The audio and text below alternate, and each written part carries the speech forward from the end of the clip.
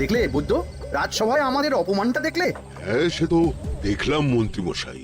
আমি তো বুঝতেই পারছি না যে গোপাল মহারাজকে কি মধু খাইয়েছে যে মহারাজ গোপাল ছাড়া চোখে অন্ধ। আরে আমরা যেন মহারাজের কাছে ফেল না, কিছু একটা করতেই হবে। আমার মাথাটা গরম হয়ে যাচ্ছে। গোপালের মতন রাজসভার ময়লাকে যতক্ষণ না ফেলা যাচ্ছে ততক্ষণ আমার মাথা জ্বলন্ত কয়লা হয়েই জ্বলবে। পণ্ডিত মশাইয়ের মাথায় একটা বুদ্ধি আছে মন্ত্রী মশাই। আপনি যদি সেই অনুযায়ী কুচির কাজ করেন তাহলে বেটা গোপালের কপালে দুর্গতির সীমা থাকবে না। এই কি বুদ্ধি, কি বুদ্ধি? আপনি বরং এই ব্যাপারে পণ্ডিত মশাইয়ের সাথে একবার আলোচনা করে নিন। আমি চলি, কেমন? আমি চলি। হ্যাঁ হ্যাঁ, এসো এসো এসো এসো।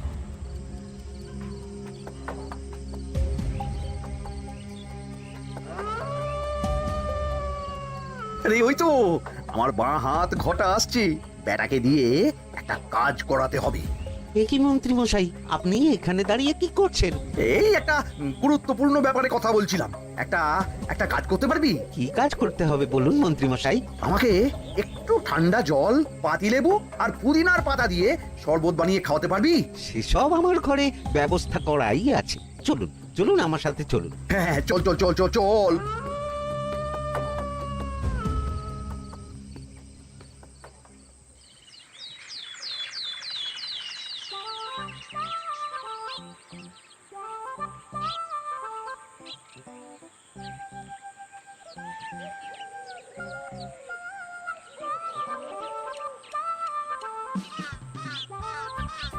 কি ব্যাপার পণ্ডিত, এত গুম মেরে আছো কেন? সকাল সকাল গিন্নি খুব বকেছেন মনে হচ্ছে। গিন্নির বাক্য সুধায় কান ভরে গেছে, আর কিছুই কানে ঢুকছে না। আরে দাঁড়াও দাঁড়াও পণ্ডিত, দাঁড়াও জ্যোতিষী। পণ্ডিত তো আমার কথা শুনতেই পেল না মনে হচ্ছে। তুমি তো দূর থেকে বলেছো, আমি তো বলেছি পাশ থেকে, তাতেও শুনতে পাইনি। কানের পোকা হলো নাকি? কি গো পণ্ডিত, ব্যাপার কি? কেমন বুঝছো? এ তো ভয়ানক কর্ণকষ্ঠবদ্ধতার লক্ষণ। তুমি কচু বুঝেছো? আমার হয়েছে কর্ণগোপাল, তোমাদেরও হতো, কিন্তু তোমাদের দোকান কাটা বলে হয়নি। তুমি আমাদের অপমান করছো। তোমাদের অপমান বোধ থাকলে কোনো শব্দই কানে ঢুকতো না, শুধু একটাই শব্দ কানে বাজতো, গোপাল গোপাল গোপাল। এবারে রাজসভায় কিভাবে হেনস্থা হতে হলো মনে নেই? মহারাজ, একটা ভিক্ষা আছে। ভিক্ষার জন্য কৃষ্ণনগরের রাস্তাই সবচেয়ে উপযুক্ত জায়গা গোপাল, তুমি বরং সেখানেই যাও। মন্ত্রী, মন্ত্রী মশাই ঠিকই বলেছেন মহারাজ। যে যার নিজের জায়গা থেকে কথা বলে। কুকুর বলে ভৌ ভৌ, বেড়াল বলে মিউ মিউ, কাক বলে কা কা। মন্ত্রীর ভিক্ষার জায়গা কৃষ্ণনগরের রাস্তা, আর গোপালের ভিক্ষার জায়গা মহারাজ কৃষ্ণচন্দ্রের দুয়ার। বলো কি ভিক্ষা? বাড়িতে পুজো আছে মহারাজ, খরচা অনেক, কিছু ঋণ আবশ্যক। যদি 100 মোহর। ঋণ তোমাকে আমি দিতে পারবো না গোপাল। পুজো উপলক্ষে তোমাকে আমি 100 মোহর দিলাম। মহারাজ, আমিও ঠিক এই কথাটাই বলতে যাচ্ছিলাম। আমরাও তাহলে বাড়িতে পুজো করব। পুজোর জন্য আমাদের অনেক খরচ, তাই যদি... অবশ্যই অবশ্যই, কত ঋণের প্রয়োজন খাজাঞ্চির কাছ থেকে নিয়ে নিও, সুদটা আমি মাফ করে দিলাম। মহারাজ, গোপালকে দান আর আমাদের ঋণ? হ্যাঁ, কারণ তোমরা নিজেরা খাবে, কিন্তু গোপাল অন্যদের খাওয়াবে। গোপালের মতো মানুষের সঙ্গে থাকাই হলো রাজধর্ম। কিন্তু তাছাড়াও তোমরা হলে 80 যাই বেতন পাই দলের লোক। গত 1 বছরে তোমার কোন মন্ত্রণা দেশের কাজে এসেছে? পণ্ডিত কোন নতুন তত্ত্ব শুনিয়েছে? জ্যোতিষী কোনো অমোঘ ভবিষ্যৎবাণী করেছে? আর বৈদ্য 3 বছর ধরে আমার হাঁটুর ব্যথা সারাতে পারিনি। কিন্তু গোপাল, গোপালের ভাঁড়ে হাস্যরসের কখনো অভাব হয়নি। মনে আছে? আছে। কিন্তু করার তো কিছু নেই। আছে। কিছু ভেবেছো নাকি পণ্ডিত? তোমাদের মনে আছে মহারাজ মোহর দেওয়ার পর গোপাল সেদিন বলেছিল, কি গোপাল, খুশি তো? মহারাজ, আপনি আমাকে 1 মুঠো ধুলো দিলেও আমি খুশি। সেই ধুলো মুঠোই আমি সোনা মুঠো করে ফেলবো। মনে নেই আবার? একটু ঝেড়ে কাশো তো দেখি পণ্ডিত, কি ভেবেছো? যা হবে দেখতেই পাবে।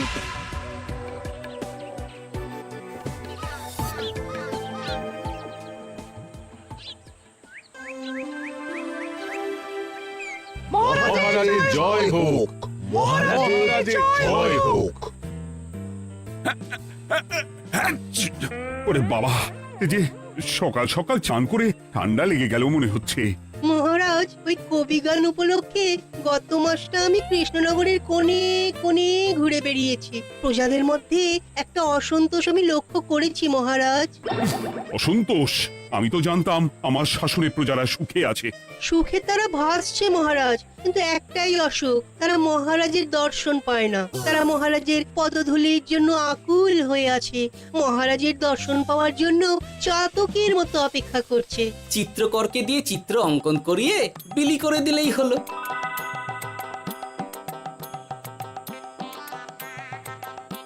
খুব ধুলো হয়েছে মহারাজ, কিন্তু এত ধুলো। কালকের ঝড়ে ঢুকেছে। ঝাড়ুদার,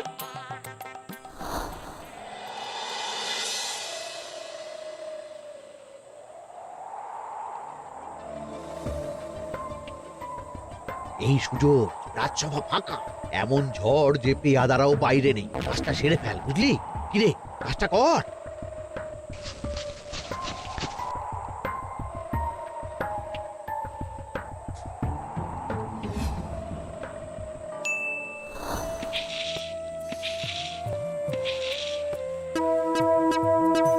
এত ধুলো! উফ, মহারাজ, কাল ঝড়টা বড় সাংঘাতিক হয়েছিল। তা বটে। আচ্ছা গোপাল, তুমি বলেছিলে মহারাজ তোমাকে এক মুঠো ধুলো দিলেও সেটা সোনা হয়ে যাবে। এখনো সেই কথাই বলছি। মন থেকে বলেছিলে না মহারাজকে তেল দেবার জন্য? তেল দেওয়ার দায়িত্বটা তো আপনি নিজের কাঁধেই নিয়ে ফেলেছেন। আমি যা বলি সত্যি বলি। আজ যদি এই 4 ঝুড়ি ধুলো মহারাজ তোমাকে উপহার দেন, তখনও একই কথা বলবে? নিশ্চয়ই। মহারাজ, গোপালকে এই 4 ঝুড়ি ধুলো দেওয়ার হুকুম হোক। কি গোপাল, আমি তোমাকে যদি এই ধুলোর ঝুড়িগুলো দিই, তা থেকে সোনা আসবে নাকি?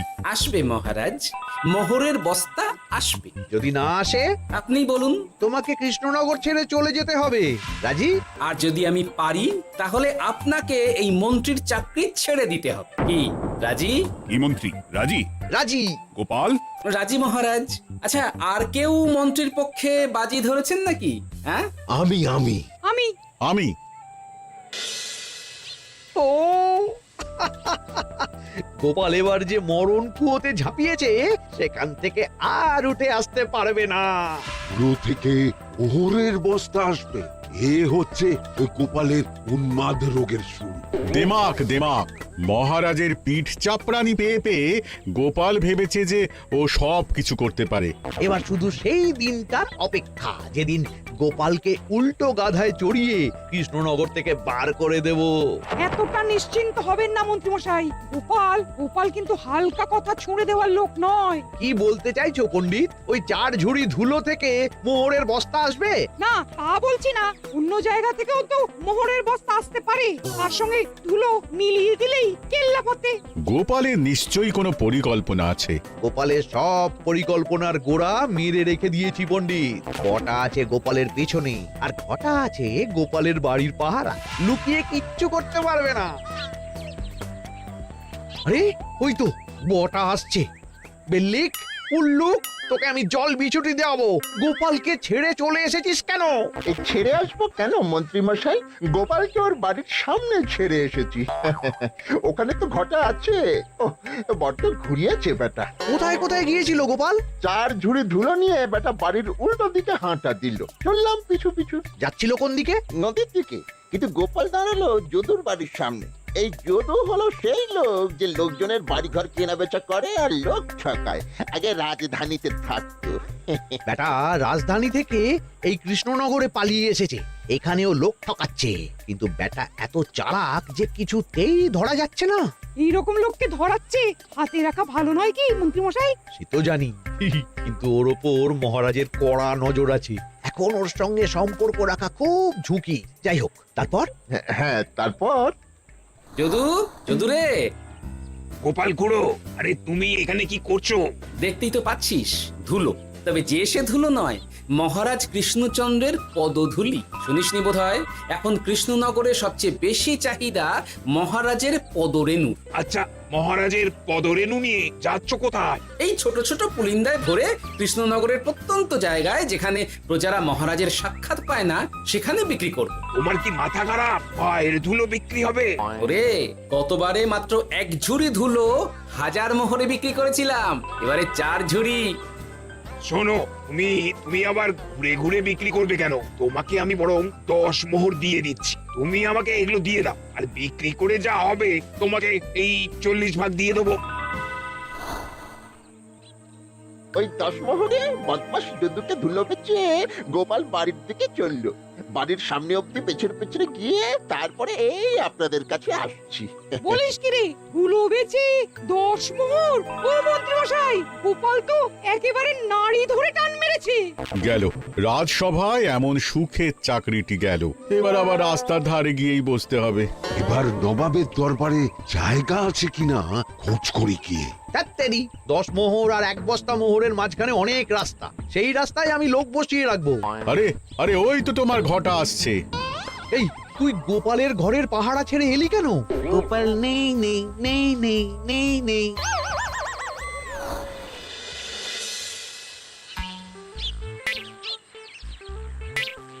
আরে, ভয় পেলি নাকি? না না না না না, ভয় পাবো কেন? শোন, তোকে পেয়ে আমার খুব ভালো হলো, বুঝলি? তোকে আমার একটা কাজ করতে হবে। বলো বলো। আসলে বুঝলি, আমার না গিন্নিকে নিয়ে তার বাপের বাড়ি যাওয়ার কথা ছিল, কিন্তু হঠাৎ বিশেষ কাজে আমাকে খামবাজে চলে যেতে হচ্ছে। এখন আমি গিয়ে গিন্নিকে বললে, বুঝতেই পারছিস, কুরুক্ষেত্র হয়ে যাবে একেবারে। তাই আমি কাউকে খুঁজছিলাম যে আমার বাইরে যাওয়ার খবরটা আমার গিন্নিকে গিয়ে দিয়ে দিই। তুই পারবি বাবা ঘটা? ওরে বাবা, আরে আরে আরে, ভয় পাস না, তোকে গিয়ে মুখে কিছু বলতে হবে না। এই নে, এই চিঠিটা আমার বউকে দিবি। কৃষ্ণনগর ছেড়ে চুপি চুপি চলে যাচ্ছি, চালাকিটা দেখেছেন? ওসব চালাকি আমি তুড়ি মেরে উড়িয়ে দেব। কি করবেন? চারিদিকে আমি অশ্বারোহী গুপ্তচর পাঠাচ্ছি, গোপালকে কোনো চালাকি করতে দেব না।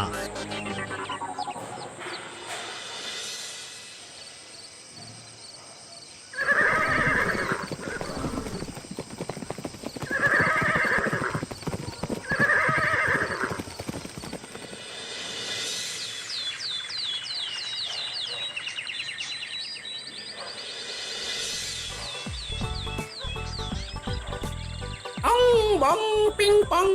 হ্যাঁ, ওরে বাপ রে, এ আবার কি বলে? মানে বুঝতে পারিলে না? অং বং পিং পং অর্থাৎ আইসো আমার নিকট বিদেশি জাদু শরবত আছে, ইহাতে তৃষ্ণা নিবারিত হয়, শক্তি বৃদ্ধি হয়, ঘুম ভালো হয়, সম্পর্কের উন্নতি হয়, জামা কাপড় ফর্সা হয়, তু শব্দ না করে সকাল সকাল কষ্ট পরিষ্কার হয়, মূল্য মাত্র 1 মোহর। বোঝো, ওইটুকু অং বঙ্গের মধ্যে এত কিছু? ঠিক আছে, তা যাও দেখি, আপাতত টেস্টটা তো মিটু, বাকিগুলো পরে বোঝা যাবে। আহা, বড় ভালো খেতে তো। ঠং ঠং অর্থাৎ শক্তি বৃদ্ধি হলো। হ্যাঁ, মনে হচ্ছে গায়ে যেন 2 গুণ বল পাচ্ছি। কি হয়েছে ভাই? এ কে? এ ভিন দেশ থেকে জাদু শরবত নিয়ে এসেছে গো। জাদু শরবত? ভিনদেশ? একেবারে বহু ভুজা শরবত। খেলে তেষ্টা যাবে, গায়ে জোর হবে, ঘুম হবে, সম্পর্ক ভালো হবে, জামা কাপড় ফর্সা হবে, সকালে হ্রাস করে পেটও পরিষ্কার হবে। সে কি? দাও গো ভাই, আমাকেও দাও। গুড় জল, সঙ্গে একটু ভাজা মশলা, আমচুর আর বিট নুন, শুদ্ধ দেশি জিনিস, জানলে কেউ ছুঁয়েও দেখতো না। কিন্তু একটু বিদেশি গন্ধ দিতেই একেবারে হট্ট মেলা। আরে, তোমরাও এসেছো দেখছি। সং সং শঙ্কা, লং লং লঙ্কা। মানে? অর্থাৎ এই শরবত খেলে আর শঙ্কা নাই, বুদ্ধি লঙ্কার মতন ঝাল হয়ে যাবে। তারপর ডং ডং ডঙ্কা, টং টং টঙ্কা, ফাইন ফাইন, অর্থাৎ টাকা আসবে আমার কাছে।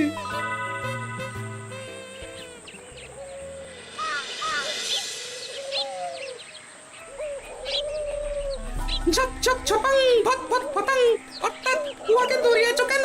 বেটা জোচ্চোর অনেককে ঠকিয়েছে, অনেক দিন থেকে তকে তকে ছিলাম। এবার এই ধুলো নিয়ে মহারাজের পায়ের ধুলো বলে বিক্রি করছিল। একটা বেনামি চিঠিতে খবর পেয়ে বেটাকে ধরেছি। ব্যাং ব্যাং বিগ ব্যাং অর্থাৎ বাহ বাহ বাহ বাহ। বেনামি চিঠিটা আমি দিয়েছিলাম বাবু।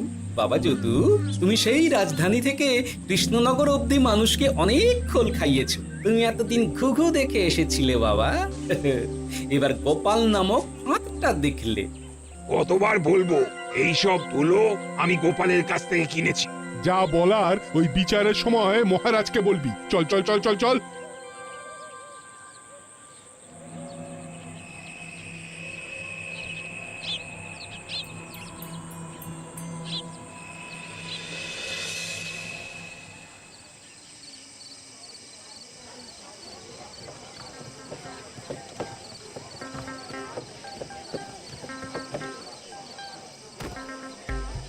ঝন্টু মন্টু ননাঙ্কু। নাও ঠেলা সাহেব বলে কি ফু দিয়ে দিতে হবে? কি বলছো সাহেব? বুঝতে পারছি না, কোথায় ফু দেব? ঝন্টু মন্টু ননাঙ্কু অর্থাৎ লবণ আছে? আছে আছে সাহেব আছে। কত লাগবে? ভাণ্ড ভরি আন্ডাকারি অর্থাৎ যা আছে সব।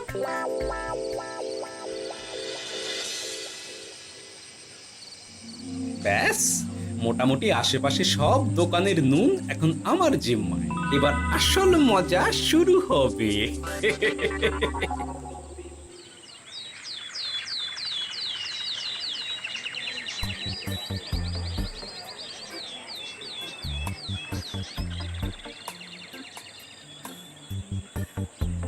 নুন আছে?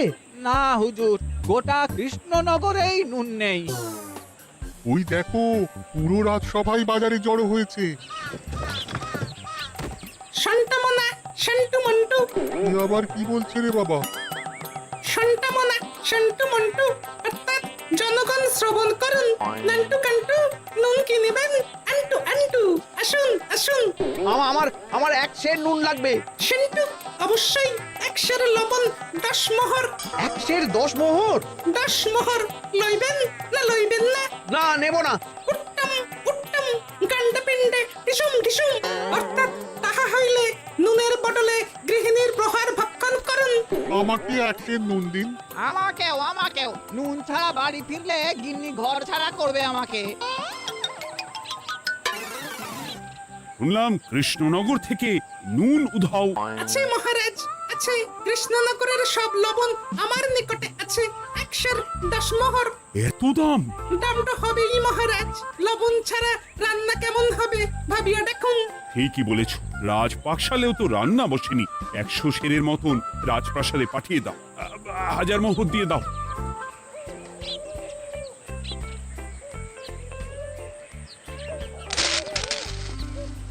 ব্যাস, 1 বস্তা মোহর হয়ে গেছে। গোপাল? হ্যাঁ মহারাজ, গোপাল যে 4 ঝুড়ি ধুলো থেকে 1 বস্তা মোহর রোজগার করেছে। ইয়া বাত! চলো রাজসভায়, পুরো গল্পটা শুনতে হবে। সকলেই এসো তাহলে রাজসভায়। কিন্তু মহারাজ, যারা বাজি হারলো তাদের তো চাকরি গেছে, তো তারা রাজসভায় যাবে কি করে? ঠিক ঠিক ঠিক বলেছ। আর যারা বাজি হারলো তারা বাদ, বাকিরা চল। এই সেরেছে, গোপাল তো আবার বাজি মেরে দিল। ও মহারাজ, আমাদের দেখুন। ও মহারাজ, আমাদের দেখুন। ও মহারাজ।